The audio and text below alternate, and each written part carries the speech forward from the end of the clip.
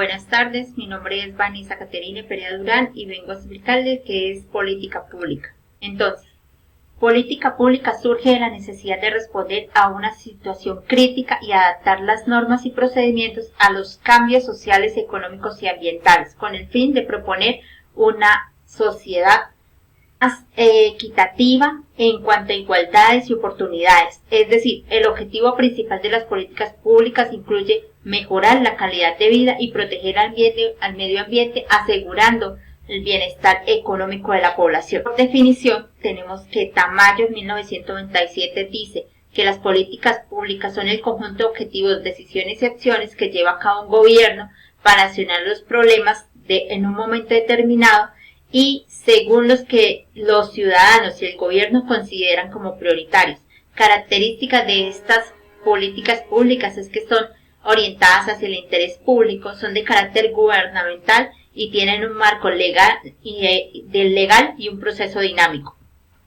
Es decir, que las políticas públicas son herramientas que tiene el gobierno para resolver los problemas que nos afectan a todos, como la pobreza, la desigualdad, pero no solo se trata de resolver los problemas, se trata de hacer política pública para construir un futuro mejor, para crear empleos, para asegurar los derechos básicos como la educación y la salud. Por tanto, las políticas públicas son esenciales. Entre estos, ahora les voy a mostrar que una política pública tiene un ciclo.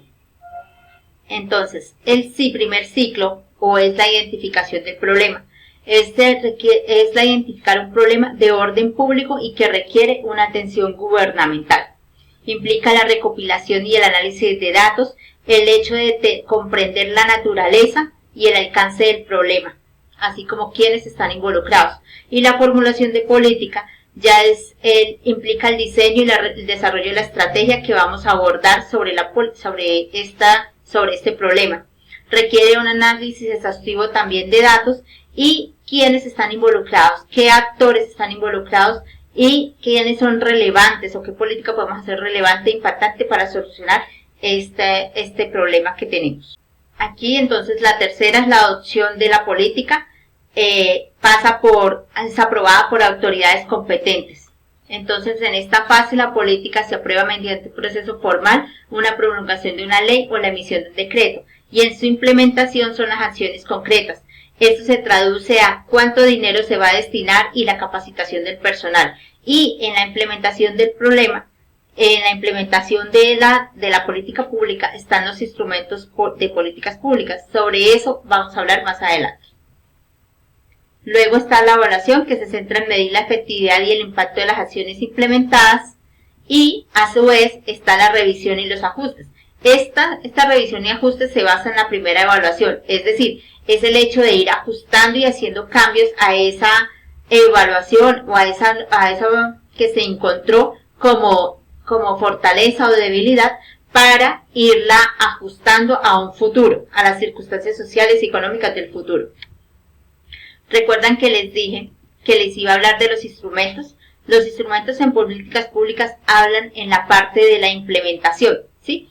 ¿Por qué? Porque es allí donde empezamos a hacer pública como tal esa política pública. Entonces están los impositivos. ¿Qué son los impuestos y las contribuciones? Son aquellos que son indispensables para proyectar económicamente esa política. La segunda son los acuerdos o decretos o leyes. Recuerden que dijimos que es por normatividad y dentro del marco legal. Entonces hablamos de esa actuación legal. Hablamos de esos acuerdos o decretos como seguridad ambiental, sanciones al vapeo, código animal. Estos son, por decir, algunos ejemplos. También tenemos la tercera, que es la infraestructura pública, que es el gobierno utiliza sus propios recursos e infraestructura con el hecho de hacer, promover o promulgar esa política pública. Entonces, el gobierno actúa como un proveedor directo a actividades como en cuanto a su inversión en hospitales, en parques, en escuelas, en programas de asistencia social, en servicios públicos. Esto es lo que él utiliza. Y la cuarta, que son los presupuestos o incentivos económicos, son campañas que se hacen o impuestos que se cobran a ciertos favores o no, para recoger más dinero para las determinadas políticas públicas. Entonces, un ejemplo de ello podemos hablar de un incentivo o de un desincentivo es cuando desincentivo hablamos del pago que se hace al comprar la bolsa plástica, ¿sí? Que son 200 pesos.